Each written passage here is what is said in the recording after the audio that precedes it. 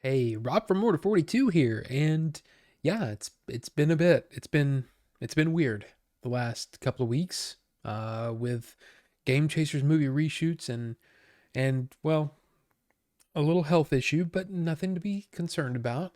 Yeah, I'm ready to get back to some sort of normalcy here on the channel. So, yeah, why don't we shake things up and do a fan edit review of Batman Forever, the Red Book edition. It was actually one of the comments on a previous video that led me to seeking this fan edit out, the Red Book edition. And it's like I said, it was strange to revisit a movie that, the whole kind of scope of comic book movies has changed since this movie came out in 1995. I mean, it's very different now. Back in 95 when Batman Forever came out, it was sort of at the peak of Jim Carrey's popularity. I mean, he'd had, Ace Ventura movies, he'd had The Mask. I mean, he was riding pretty high. So the idea of him being the Riddler and Joel Schumacher as the new director, Val Kilmer as the new Batman, Tommy Lee Jones as Two-Face, Nicole Kidman as Chase Meridian. I mean, it's like, wow, this movie's going to be insane. But it's really strange because Jim Carrey just kind of sticks out in this movie. It's like a Jim Carrey movie with Batman sprinkled on top. This fan edit was done in September of 2007.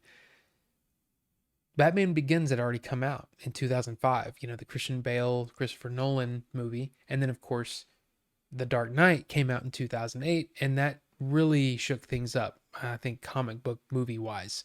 So this one's really in that weird thing where it's like, yeah, Joel Schumacher had this idea of making things really colorful and a little more campy. Let's dial that back. Let's dial down the extreme color palette, and let's try to make a movie that's more in line with what I guess current audiences would enjoy. Now the fan editor's name is Scaperat or Scaperat. I'm pretty sure it's just Scaperat, right? I you look at the time that this fan edit was done in 2007. The tools were much harder to use, much more rare. I think that the edit itself is pretty well done. I just I got to be honest, I'm not a huge fan of some of the choices made, especially with the color grading. I mean, he toned it down so much that some of the scenes actually look like they're in black and white, and it's actually distracting to me. It's not something that to me fits with sort of a, I don't know, the kind of palette that I would expect from a typical Batman movie. Fan edits were, well, let's just be honest, they were much harder to do back in 2007 than they are in 2021. So yeah, a lot of credit has to go to Scaperat for the work that he's done here. Now, one of the things that he really sort of focused on was taking those deleted scenes, which really changes the I guess the feel of the movie. It brings it much more toward a typical, I guess what we would think of as a Batman movie these days, right? Where there's psychological issues, there's the issues with maybe possibly retiring. All of those things are brought to the forefront here, and a lot of the campiness, Tommy Lee Jones laughs through the whole thing, and it's actually a really weird performance. It reminds me of like is he trying to be like the Joker? I don't know, but a lot of that stuff is dialed back and the seriousness has been punched up. The problem is I don't think it adds much to it. I I mean, I'm trying to think of it in terms of the time that this fan edit was done.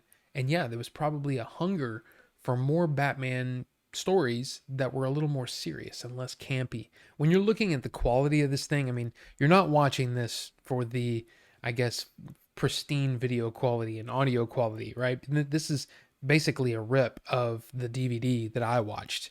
So it's 480p, and the deleted scenes were in rougher shape than the rest of the movie was. So when it's very obvious, like really obvious, when there's a deleted scene put in, because it's, man, it's tough to watch as far as like from a video quality standpoint. I mean, to me, the addition of deleted scenes into a theatrical cut doesn't mean that it's immediately going to be a better experience, right? It's not like the themes are going to be more clear or the story is going to be more clear. Sometimes that is the case, but sometimes deleted scenes exist because it didn't fit in with the story that they were trying to tell.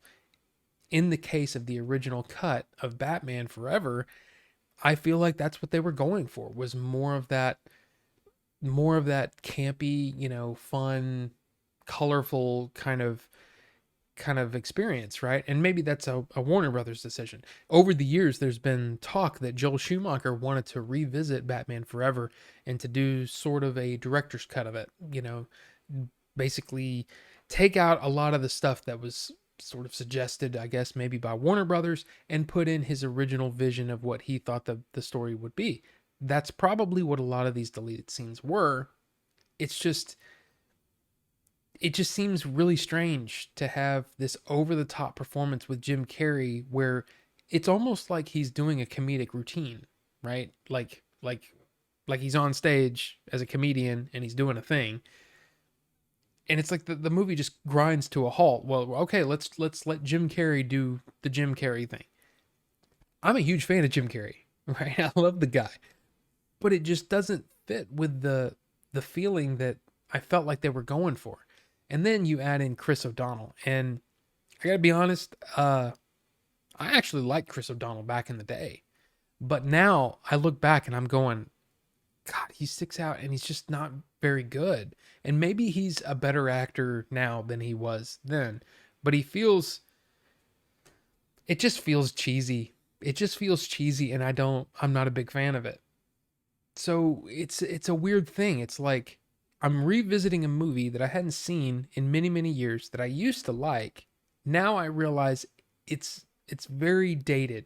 It feels very cheesy and dated. I mean, look at Chase Meridian, Nicole Kidman's character in the movie. All she is really is a love interest. I mean, yeah, you can say, well, she helps Bruce come to grips with, yeah, okay, really? Because she just looked like eye candy to me. And she was kind of a whore. Let's be honest. She was kind of a whore in this thing. And it was just like, it's such a weird thing. The Debbie Mazar and Drew Barrymore as Tommy Lee Jones' girlfriends, I guess, for the two sides of his personality, which I always kind of liked. I have to be honest. I like the fact that one half of the room was like really dark and gloomy, and then one was all like nice and pretty, and I like that. I thought that was kind of cool. But those two characters, those two actresses, came on board to do a movie, and they're just barely there. It's just I feel bad for them, And looking back now, seeing it from that point of view, I'm like, wow, that's wow. It's almost like a time machine going back to 95 to wow, this is what comic book movies were like. And this is really all we had. And how strange they are and how uneven they are. And then looking at this fan in it and even seeing it through that lens of God, what, 26 years ago. Then you add the layer of all of these new scenes edited back in. I don't think I'd ever seen these deleted scenes, so I actually appreciated the idea, behind this edit. I just don't know if it's worth seeking out. I mean, I guess if you're a fan of Batman stuff, and yeah, I mean, why not? But it's just it's a weird movie. So, Batman Forever, Red Book Edition. I want to hear from you. Were you a fan of the original 1995, Joel Schumacher cut of the movie? Or maybe now you're looking at this and you go, hey, Red Book Edition, this sounds interesting. Or have you already seen it? Let me know down below, and yeah, we'll talk about it. So, thank you all so much for watching, and we'll see you on the next one.